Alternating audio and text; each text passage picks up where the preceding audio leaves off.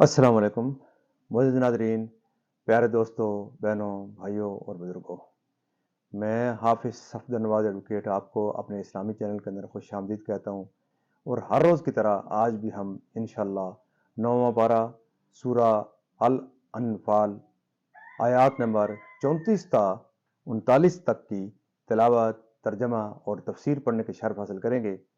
تلاوت شروع کرنے سے پہلے ہم درود شریف پڑھتے ہیں، آپ بھی میرے ساتھ پڑھیں۔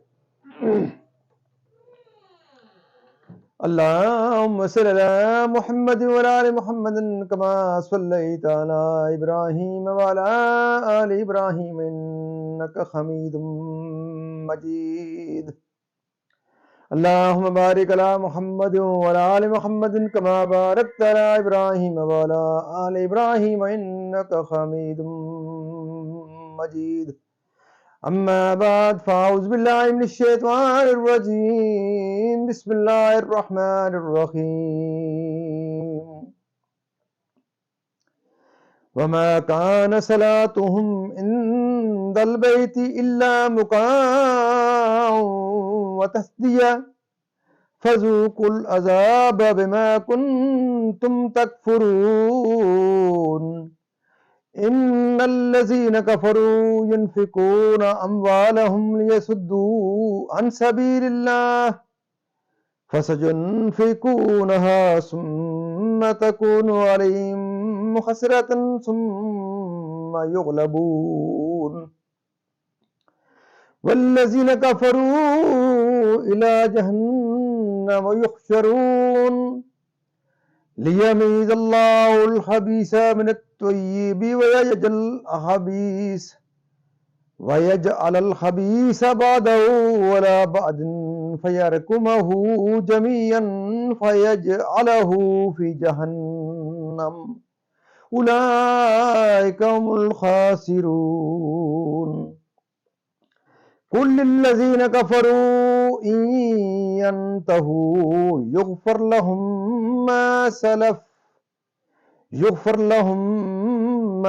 قد سلف وَإِن يَعُودُوا فَقَدْ مَضَتْ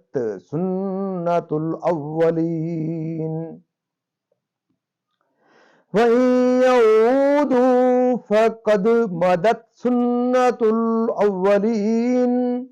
وَقَاتِلُوهُمْ حَتَّى لَا تَكُونَ فِتْنَةٌ وَيَكُونَ الدِّينُ كُلُّهُ لِلَّهِ فَإِنِ انْتَهُوا فَإِنَّ اللَّهَ بِمَا يَعْمَلُونَ بَصِيرٌ. وَإِن تَوَلَّوْا فَاعْلَمُوا أَنَّ اللَّهَ مَوْلَاكُمْ نِعْمَ الْمَوْلَى وَنِعْمَ النَّصِيرُ. صدق اللہ العظیم. ترجمہ: اور کعبہ کے پاس ان کی اذانیں ان کی نماز نہیں مگر سیٹی اور تالی. تو اب عذاب چکھو بدلہ اپنے کفر کا. بے شک کافر اپنے مال خرچ کرتے ہیں کہ اللہ کی راہ سے روکیں، تو اب انہیں خرچ کریں گے، پھر وہ ان پر پچھتاوا ہوں گے، پھر مغلوب کر دی جائیں گے، اور کافروں کا حشر جہنم کی طرف ہوگا. اس لیے کہ اللہ گندے کو ستھرے سے جدا فرما دے اور نجاستوں کو تلے اوپر رکھ کر سب ایک ڈھیر بنا کر جہنم میں ڈال دے. وہی نقصان پانے والے ہیں. تم کافروں سے فرماؤ اگر وہ باز رہے تو جو ہو گزرا وہ انہیں معاف فرما دیا جائے گا، اور اگر پھر وہی کریں تو اگلوں کا دستور گزر چکا ہے، اور ان سے لڑو یہاں تک کہ کوئی فساد باقی نہ رہے اور سارا دین اللہ ہی کا ہو جائے. اگر پھر وہ باز رہیں تو اللہ ان کے کام دیکھ رہا ہے، اور اگر وہ پھریں تو جان لو کہ اللہ تمہارا مولا ہے. تو کیا یہ اچھا مولا ہے اور کیا یہ اچھا مددگار. یہاں تک اس کا ترجمہ اختتام پذیر ہوتا ہے. اب تفسیر اس کی تسلسل سے کہ آخرت کے کاموں میں صد راہ ہوتا ہے، تو عاقل کو چاہیے کہ اسی کا طلبگار رہے اور مال و اولاد کے سبب سے اس سے محروم نہ رہے. اس طرح کے گناہ ترک کرو اور اطاعت بجا لو. اس میں اس واقعے کا بیان ہے جو حضرت ابن عباس رضی اللہ تعالیٰ عنہما نے ذکر فرمایا کہ کفار قریش دارالندوہ کمیٹی گھر میں، یعنی کہ دارالندوہ یعنی کمیٹی گھر میں رسول کریم صلی اللہ علیہ وسلم کی نسبت مشورہ کرنے کے لیے جمع ہوئے، اور ابلیس لعین ایک بڈھے کی صورت میں آیا اور کہنے لگا کہ میں شیخ نجد ہوں، مجھے تمہارے اس اجتماع کی اطلاع ہوئی تو میں آیا، مجھ سے تم کچھ نہ چھپانا، میں تمہارا رفیق ہوں اور اس معاملے میں بہتر رائے سے تمہاری مدد کروں گا۔ انہوں نے اس کو شامل کر لیا اور سید عالم صلی اللہ علیہ وسلم کے متعلق رائے زنی شروع ہوئی۔ ابو النجتری نے کہا کہ میری رائے یہ ہے کہ محمد صلی اللہ علیہ وسلم کو پکڑ کر ایک مکان میں قید کر دو اور مضبوط بندشوں سے باندھ دو، دروازہ بند کر دو، صرف ایک سوراخ چھوڑ دو جس سے کبھی کبھار کھانا پانی دیا جائے اور وہیں وہ ہلاک ہو کر رہ جائیں۔ اس پر شیطان لعین جو شیخ نجدی بنا ہوا تھا بہت ناخوش ہوا اور کہا نہایت ناقص رائے ہے، یہ خبر مشہور ہوگی اور ان کے اصحاب آئیں گے اور تم سے مقابلہ کریں گے اور ان کو تمہارے ہاتھ سے چھڑا لیں گے۔ لوگوں نے کہا کہ شیخ نجدی ٹھیک کہتا ہے۔ پھر حشام بن عمرو کھڑا ہوا، اس نے کہا میری رائے یہ ہے کہ ان کو یعنی محمد صلی اللہ علیہ وسلم کو اونٹ پر سوار کر کے اپنے شہر سے نکال دو، پھر وہ جو کچھ بھی کریں اس سے تمہیں کچھ ضرر نہیں۔ ابلیس نے اس رائے کو بھی ناپسند کیا اور کہا جس شخص نے تمہارے ہوش اڑا دیے اور تمہارے دانش مندوں کو حیران بنا دیا، اس کو تم دوسروں کی طرف بھیجتے ہو، تم نے اس کی شیریں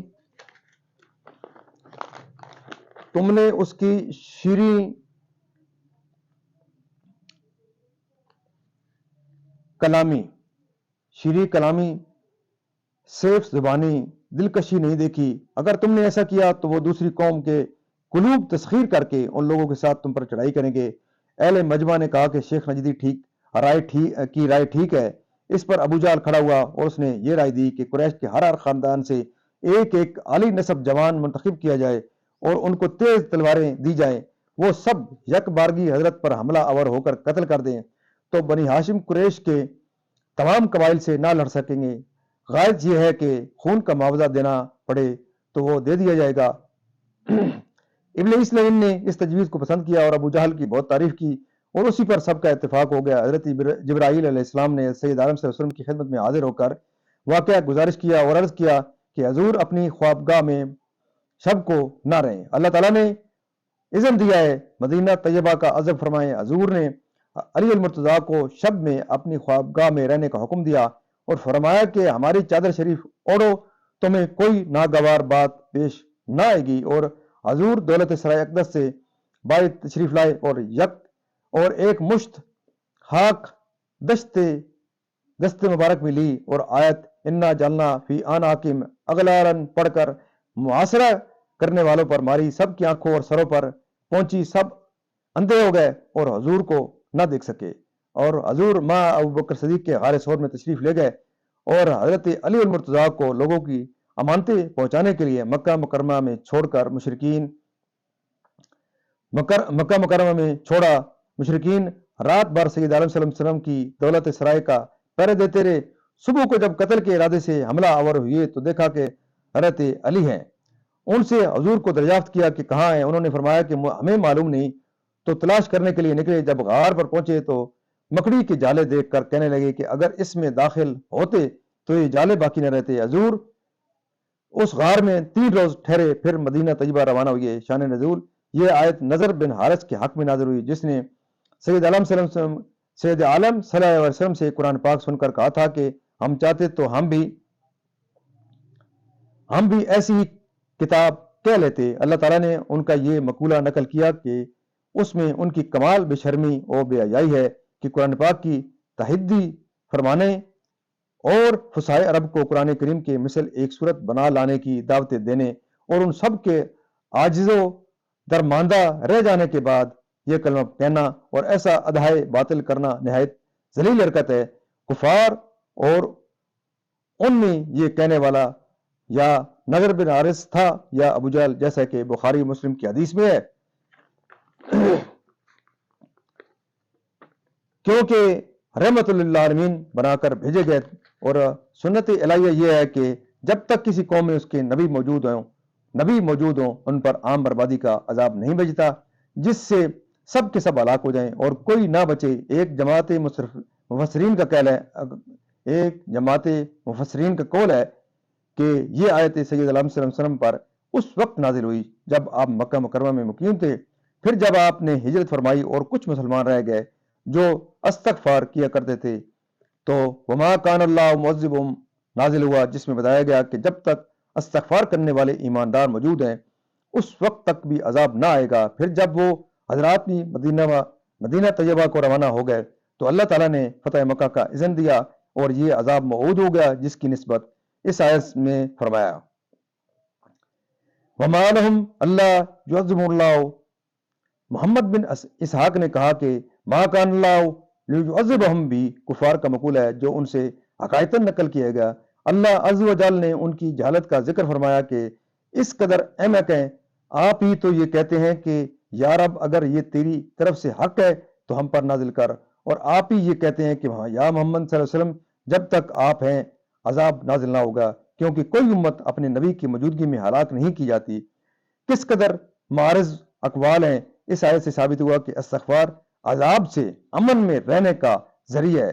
حدیث شریف میں ہے کہ اللہ تعالیٰ نے میری امت کے لیے 2 امانیں اتاری، ایک میرا ان میں تشریف فرما ہونا، ایک ان کا استغفار کرنا، اور مومنین کو طواف کعبہ کے لیے نہیں آنے دیتے جیسا کہ واقعہ حدیبیہ کے سال سید عالم صلی اللہ علیہ وسلم اور آپ کے اصحاب کو روکا، اور کعبہ کے امور میں تصرف و انتظام کا کوئی اختیار نہیں۔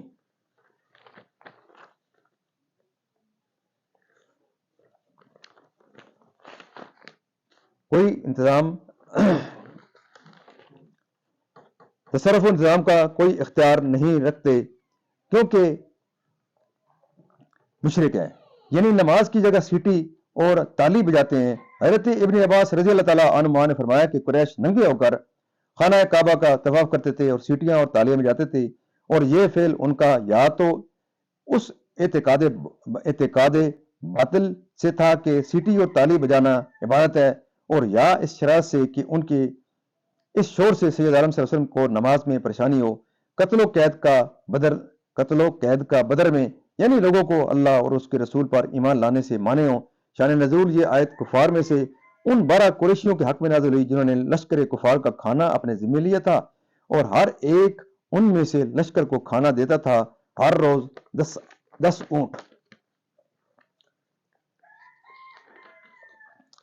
کہ مال بھی گیا اور کام بھی نہ بنا، یعنی گروہ کفار کو گروہ مومنین سے ممتاز کر دے کہ دنیا و آخرت کے ٹوٹے میں رہے اور اپنے مال خرچ کر کے عذاب آخرت مول لیا۔ مسئلہ اس آیت سے معلوم ہوا کہ کفار جب کفر سے باز آئے اور اسلام لائے تو اس کا پہلا کفر اور معاصی معاف ہو جاتے ہیں کہ اللہ تعالیٰ اپنے دشمنوں کو ہلاک کرتا ہے اور اپنے انبیاء اور اولیاء کی مدد فرماتا ہے، یعنی کہ شرک ایمان لانے سے اس کی مدد پر بھروسہ رکھو۔ معزز ناظرین، اللہ تعالیٰ کے فضل و کرم سے آج تک یہاں 9واں پارہ بھی ہمارا اللہ کے فضل و کرم سے کمپلیٹ ہو جاتا ہے، اور اسی کے ساتھ اس کی 9ویں پارے کی تلاوت، ترجمہ اور تفسیر تمام اس میں آج مکمل ہوئی۔ اللہ تعالیٰ کے دربار کے اندر ہم انتہائی عاجزی سے دعا کرتے ہیں اور اللہ تعالیٰ کا شکر ادا کرتے ہیں کہ اللہ تعالیٰ میں قرآن پاک کے ساتھ جڑے رہنے کی توفیق عطا فرما رکھی ہے، اور دعا کرتے ہیں کہ اللہ تعالیٰ میں اسی طرح قرآن پاک پڑھنے، قرآن پاک کو سمجھ کر اور اس کے احکامات کے مطابق حضور پاک صلی اللہ علیہ وسلم کی پاک سیرت کے مطابق اور صحابہ کرام کے نقش قدم کے اوپر اللہ تعالیٰ میں چلنے کی توفیق عطا فرمائے۔ اللہ تعالیٰ میرے اور آپ کے تمام کے صغیرہ و کبیرہ گناہوں کو معاف فرمائے، تمام پریشانیاں دور فرمائے، تمام بیماروں کو شفائے کاملہ عطا فرمائے، اور اللہ تعالیٰ تمام مرحومین کو جنت الفردوس میں اعلیٰ و بالا مقام عطا فرمائے۔ اور آپ تمام معزز ناظرین سے یہ درخواست رہتی ہے کہ ختم نبوت کے صدقے اس حضور پاک صلی اللہ علیہ وسلم کی اس پیاری امت کے اوپر ایک بہت ہی پیارا یہ کام ہے کہ ہم یہی پیاری امت جو سب امتوں کو ہم دیکھ رہے ہیں کہ جو ذکر آ رہا ہے کہ یہ حضور پاک صلی اللہ علیہ وسلم کی ایک ایسی پیاری امت ہے جن کو نیکی کے کام کی دعوت اور برائی کے کاموں سے روکنے کی ایک بہت بڑا فریضہ ہمارے اوپر ہے۔